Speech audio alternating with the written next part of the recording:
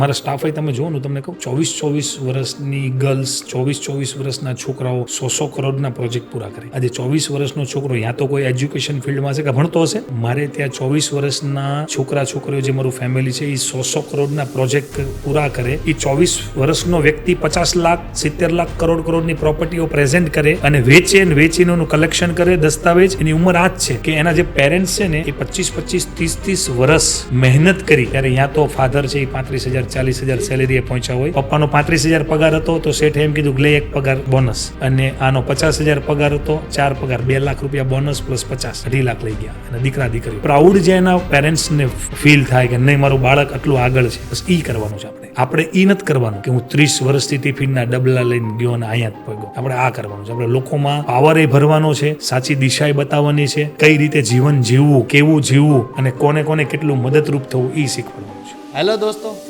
જો હજી પણ તમે અમારી ચેનલને સબસ્ક્રાઇબ નથી કરી તો પ્લીઝ તમે અમારી ચેનલને સબસ્ક્રાઇબ કરવાનું નહીં ભૂલતા.